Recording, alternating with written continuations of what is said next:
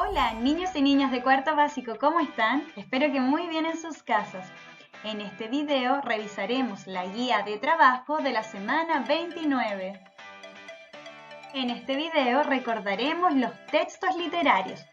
Recuerda que los textos literarios son aquellos textos escritos por autor o escritores y que sirven para entretener o expresar sentimientos. En los textos literarios puedes encontrar personajes reales y fantásticos. A diferencia de otros textos, los textos literarios presentan sucesos que no son reales y que son producto de la imaginación del escritor, aun cuando los lugares o ambientes en que sucede la historia sean reales. Ahora te invito a observar y escuchar un cuento. Muy atento. El flautista de Hamelín. Hace mucho tiempo, en un pueblecito llamado Hamelín, sucedió algo muy extraño. Un día, todas las calles fueron invadidas por miles de ratones que merodeaban por todas partes, arrasando con todo el grano que había en los graneros y con toda la comida de sus habitantes. Nadie acertaba a comprender el motivo de la invasión, y por más que intentaban ahuyentar a los ratones, parecía que lo único que conseguían era que acudiesen más y más roedores. Ante la gravedad de la situación, los hombres de la ciudad, que veían peligrar sus riquezas por la voracidad de los ratones, convocaron al consejo y dijeron: «Daremos 100 monedas de oro a quien nos libre de los ratones». Pronto se presentó un joven flautista a quien nadie había visto antes y les dijo: «La recompensa será mía. Esta noche no quedará ni un solo ratón en Hamelín». El joven cogió su flauta y empezó a pasear por las calles de Hamelín, haciendo sonar una hermosa melodía que parecía encantar a los ratones. Poco a poco, todos los ratones empezaron a salir de sus escondrijos y a seguirle mientras el flautista continuaba tocando incansable su flauta. Caminando, el flautista se alejó de la ciudad hasta llegar a un río, donde todos los ratones subieron a una balsa que se perdió en la distancia.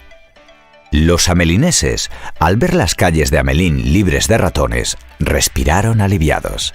Por fin estaban tranquilos y podían volver a sus negocios. Estaban tan contentos que organizaron una fiesta olvidando que había sido el joven flautista quien les había conseguido alejar los ratones. A la mañana siguiente, el joven volvió a Hamelín para cobrar la recompensa que le habían prometido. Pero los hombres, que eran muy codiciosos y solamente pensaban en sus propios bienes, no quisieron cumplir con su promesa. «Vete de nuestro pueblo. ¿Crees que te debemos pagar algo cuando lo único que has hecho ha sido tocar la flauta? Nosotros no te debemos nada». El joven flautista se enojó mucho a causa de la avaricia y la ingratitud de aquellas personas y prometió que se vengaría. Entonces cogió la flauta con la que había hechizado a los ratones y empezó a tocar una melodía muy dulce. Pero esta vez no fueron los ratones los que siguieron insistentemente al flautista, sino todos y cada uno de los niños del pueblo. Cogidos de la mano, sonriendo y sin hacer caso de los ruegos de sus padres, siguieron al joven hasta las montañas, donde el flautista les encerró en una cueva desconocida. Hamelín se convirtió en un pueblo triste, sin las risas y la alegría de los niños. Hasta las flores, que siempre tenían unos colores espléndidos, quedaron pálidas de tanta tristeza. Pasados unos meses, los hombres de Hamelín, junto al resto de los habitantes del pueblo, buscaron al flautista para pagarle las 100 monedas de oro y pedirle perdón y que por favor les devolviese a sus hijos. A partir de aquel día, los habitantes de Hamelín dejaron de ser tan avaros y cumplieron siempre con sus promesas. Colorín colorado, este cuento se ha acabado. En el cuento anterior pudimos observar que este tenía una secuencia narrativa, es decir, tenía un inicio, un desarrollo y un desenlace. También es importante reconocer sus personajes. En el cuento encontramos a los personajes principales y a los personajes secundarios. ¿Cuál era el personaje principal de este cuento? Muy bien, el personaje principal era el flautista de Hamelin. Recuerda que los personajes principales son aquellos en los que se centra la trama y participan a lo largo de toda la historia. ¿Cuáles eran los personajes secundarios de este cuento? Muy bien, los personajes secundarios eran los hombres de la ciudad, los niños y los habitantes del pueblo. Y también podrían ser las ratas. Recuerda que los personajes secundarios son aquellos que acompañan a los personajes principales y aparecen en algún momento de la historia. Ahora te invito a observar una fábula. Muy atentos. Después de un largo día de caza, un león se echó a descansar, cuando unos ratones se pusieron a jugar a su alrededor. El más travieso se metió entre la melena del león, con tan mala suerte que lo despertó. ¿Cómo te atreves a perturbar mi sueño, insignificante ratón? Voy a comerte para que aprendas la lección. Por favor, no me comas. Déjame marchar, porque puede que algún día me necesites. Un ser tan diminuto como tú, ¿de qué forma va a ayudarme? ¡Ja! No me hagas reír.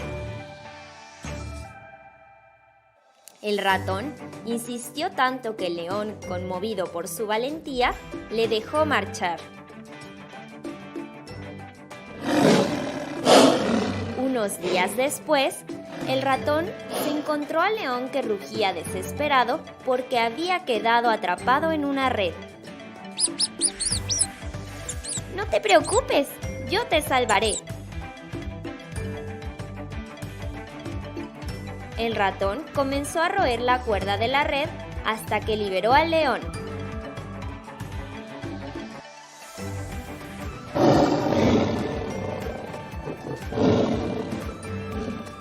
El león no tuvo palabras para agradecer al ratón.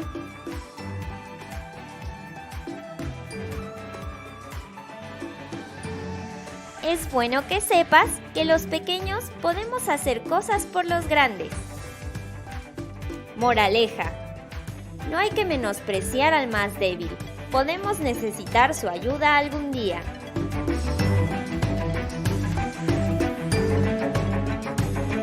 La fábula, al igual que el cuento, tiene una secuencia narrativa, es decir, inicio, desarrollo y desenlace.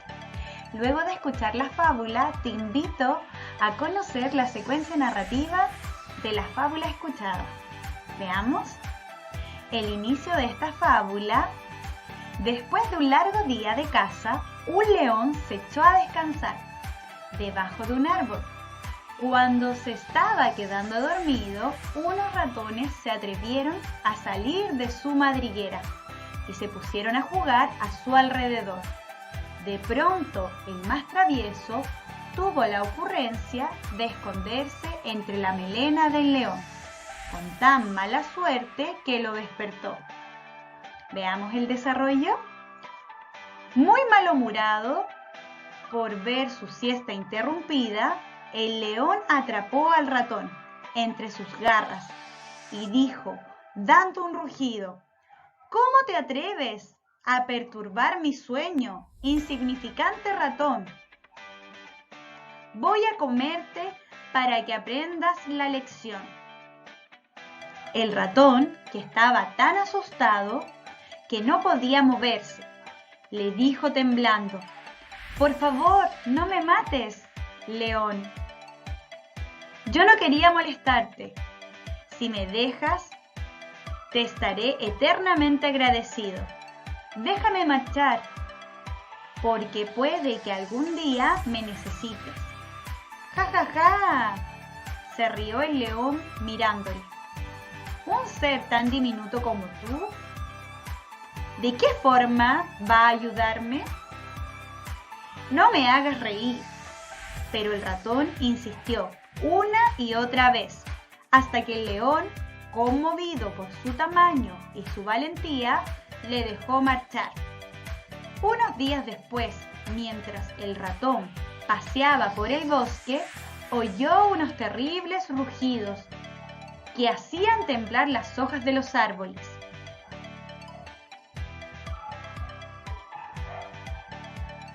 Desenlace. Rápidamente corrió hacia el lugar de donde provenía el sonido y se encontró allí al león, que había quedado atrapado en una robusta red. El ratón decidió pagar su deuda y le dijo: «No te preocupes, yo te salvaré». Y el león, sin pensarlo, le contestó: «¿Pero cómo, si eres tan pequeño para tanto esfuerzo?». El ratón empezó entonces a roer la cuerda de la red donde estaba atrapado el león, y el león pudo salvarse. El ratón le dijo: «Días atrás te burlaste de mí, pensando que nada podría hacer por ti en agradecimiento. Ahora es bueno que sepas que los pequeños ratones somos agradecidos y cumplidos». El león no tuvo palabras para agradecer al pequeño ratón. Desde este día los dos fueron amigos para siempre. La fábula El león y el ratón tiene una moraleja. Recuerda que la moraleja es la enseñanza que nos deja la fábula. Moraleja de la fábula: no hay que menospreciar al más débil. Algún día necesitaremos su ayuda. Es decir, no debemos mirar en menos a las otras personas, ya que algún día podemos necesitar de ellos. Te invito a escuchar el 5º capítulo de la novela de cómo decidí convertirme en hermano mayor. Recuerda que las novelas están escritas en capítulos. Esta novela tiene 19 capítulos y 97 páginas. De cómo el bebé daba patadas. Esa noche me costó mucho trabajo quedarme dormido. Me imaginaba el vientre de mamá y adentro, en un blandito nido, un bebé muy, pero muy pequeñito, no más grande que una hormiga. ¿Habría sido yo tan pequeño? ¿Cuándo tendríamos que esperar para que el bebé naciera? Soñé toda la noche con nuestro bebé, pero el vientre de mamá no crecía tan rápido como yo quería. A veces pensaba que el médico se había equivocado, porque mamá seguía viéndose muy delgada. Sin embargo, al poco tiempo, mamá empezó a ponerse más y más gorda. Ya no había ninguna duda de que el bebé estaba dentro. Incluso había comenzado a moverse. ¿Quieres sentir cómo se mueve?, me dijo mamá. Sí, le dije. Mamá me puso la mano sobre su vientre y de repente sentí un empujón que venía de adentro. Esas son las piernas. Desde ayer está pateando muy fuerte. Supe que el bebé nos estaba escuchando, porque de inmediato dio otra patada, y otra, y otra. Pobre mamá, pensé, seguro que se va a llenar de moretones si el bebé le sigue dando esas patadas tan fuertes. Oye, mamá, ¿yo también te daba patadas así?, le pregunté preocupado. Por supuesto, tú eras terrible, me contestó. ¿Te duele mucho?, le dije. No, solamente me hace cosquillas. Eso me tranquilizó. Ahora comprendía por qué mamá sonreía cuando el bebé se movía dentro de ella. Muy pronto comenzaron los preparativos para la llegada del bebé. Mamá empezó a tejer pantaloncitos y camisitas. Papá pensaba cómo iba a reorganizar mi alcoba. Vas a tener que sacar algunos juguetes, me advertían. Está bien, contestaba yo. Voy a pensar cuáles. Mamá opinaba que había suficiente tiempo para hacer todo bien. El bebé iba a nacer a fines de enero. ¿Estás segura?, le pregunté. Por supuesto, me lo dijo el médico, contestó. Entonces pensé, todavía tengo tiempo para acostumbrarme a la idea de tener que compartir mi alcoba con el bebé. No era una idea tan terrible, todo lo contrario.